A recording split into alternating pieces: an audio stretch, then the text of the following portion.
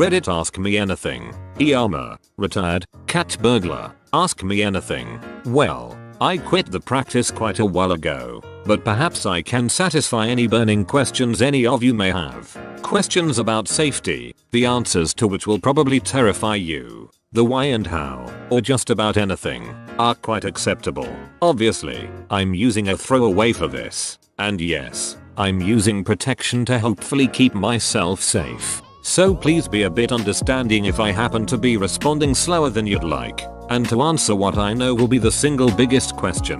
No, I never got caught. I quit of my own choosing after moving away and finding a decent job. Were you ever afraid of a homeowner with a gun?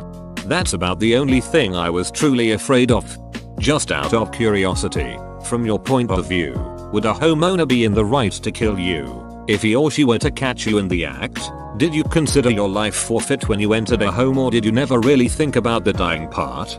I never did come to terms with that question, and I've thought about it quite a bit over the years. Would they be in the right? Yes, in my mind, I don't know. I considered what I was doing a do or die situation, so I felt that what I was doing was forgivable. But I don't think I would have held any grudge against a person who shot to kill. To be fair, though, I would fall to the ground and beg and plead like a little baby, at which point, if I had not already been shot, killing me would be considered murder. Yep, you read that right. The laws in several states, including the one I was in, are so few-read that shooting a person who has broken into your home but is in a position of surrender or some such nonsense is considered murder. I never really worried much about it, though, as I've said before, where I was in life at the time, there wasn't much left for or of me. My house was robbed once. Someone obviously showed up to the house halfway through and freaked the person out because there was a whole heap of our stuff stacked at the front door. They only got away with a few bits and pieces, but the thing that freaked me out the most was the fact my brother's ashes were stacked on top of everything. Disgusting piece of shit, whoever it was. Ashes. I have no clue why a person would go for that, unless the urn was of value. I would never have done such a thing. I even refused to steal wedding rings and wedding bands. It wasn't even an actual urn. We had only had them for 2 weeks, so they were still in the plastic box with a sticker on the front saying what they were. As weird as this is going to sound, I'm glad there are good burglars out there. How accurate is Home Alone? I actually tripped on toys once. The room's curtains were drawn and the light switch was not very close to the door. I didn't carry a flashlight. I made hits during the day and never really needed one. And when I went into the room, I stepped on and broke an old Dino Rider toy. Seeing that toy brought back a lot of memories, and felt worse for breaking that toy than I did for breaking into and robbing the house. Single most expensive object stolen, most stolen from one house at the same time, any incidents with dogs, or homeowners actually home, scariest moment? Most expensive object, a gold watch. I could have grabbed a diamond wedding ring, but even I had standards. Most stolen from one house was around $1,000. And dogs? Let me give you the lowdown on dogs. They aren't protection or security. A dog can be easily tamed usually. Act friendly, give it a few rubs, and they'll happily follow you around. If that doesn't work, after my first run-in with an annoying dog, a small, yappy dog, I started carrying rawhide sticks with me. That stopped them very fast. Also, on the topic of dogs, if you want a security dog, get a small, loud dog that barks at almost everything. Big dogs may look scary, but considering most people don't like the chance of their dog turning on them, the dogs are either very tame or chained up. Small dogs, however, bark a lot. Those were the only ones I was ever worried about. Even then, as I said, a stick or two of rawhide and they were down for the count. Scariest moment? I tried climbing up on a deck roof to get in an open window and slipped. I caught myself, and I was only on the first floor roof, but my heart was pounding that entire hit as it had never been in any other. Apparently the best security animals are geese. Will start honking at anything and can't be bribed. The fact that a person had a flock of geese in their home to begin with would probably scare off most crooks. How close did you come to being caught in the act? Ever leave any incriminating evidence behind? The closest was passing by a police car as they were going to the house. I was a few blocks away at the time. I was never really close to being caught, but the question of it was always there. I would usually be in and out in under 5 minutes. Evidence? No, none that I can think of. I was never caught, so I guess I didn't leave anything incriminating. If I did forget something. Burglaries don't tend to be solved. It's just not worth the police's time. Unless the homeowner catches you in the act, or the police just happen to see you climb through the window, then you're likely to get away with it. The house I live in with my boyfriend was broken into and most of our stuff stolen about a year ago, and it was seriously one of the most traumatic events of my life. We're college kids and lost pretty much everything we owned of any value. I still have trouble sleeping at night and have had to install alarms on everything. I just can't believe a human being could do that to another human. We're all in this thing together just trying to get by. No questions. Just wanted to beach. I'm glad you stopped though. Cheers to your new job, and hope that goes well and you never feel inclined to return to the lifestyle. I'm going to give you the best advice for home security you will ever get. Window laminate, alarms, dogs, all of that are either useless or reactionary. The only thing that ever really shut me down were laminated windows. A crook's biggest weapon is speed, and their biggest enemy is time. If somebody were to try to break into your home and ended up hitting a window that was laminated, they would, in almost every case, run off. It isn't even all that expensive, especially since you only need to laminate the first floor windows, and any windows on a first floor roof on a 2-story house, such as a porch or deck roof. Don't waste money on alarms or dogs. Spend it on good window laminate put in by professionals, and you will be much safer. Nice try, window laminate sales guy. So that's what his new job is. How easy was it for you to enter targeted houses? What were your techniques? It was very easy. My method of entering was usually to find a decent backyard window and break it. Entering through there, I had secured hello, duct tape, a sharp rock to an elbow guard, and would just hit the window. The worst times were when I forgot my gloves and had no way of opening the window. You'll be amazed at how many windows are painted shut, or were never meant to open to begin with. I had a pair of heavy mesh gloves to clear away glass at those times, and if I forgot them and couldn't find another means of clearing the glass quickly, I'd abort the attempt. I kind of pity those people more than the ones I actually robbed, because they would come home to a broken window, and that was it. Rather insulting, I'd think. Furthermore, they'd spend the rest of their lives wondering just what it was you stole.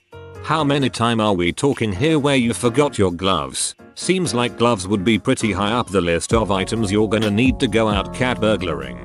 Not many. Over the year and a half I was active, I think it only happened twice. Biggest haul or weirdest thing you saw stolen in a house? X. The weirdest thing I ever saw was somebody who apparently collected those wooden Indian statues from outside cigar shops. They had more than I cared to count. I cannot tell you how creepy it is to be in a house with those things lurking in the shadows, staring at you. That particular house actually scared me a bit, because I kept jumping, thinking the statues were a person. A statue would be in a random corner, and I would see it, and my heart would start racing. My biggest haul? Probably around $1,000. I never went for electronics, just quick and easy pornables or cash. What's quick and easy pornables, and where did you look for cash?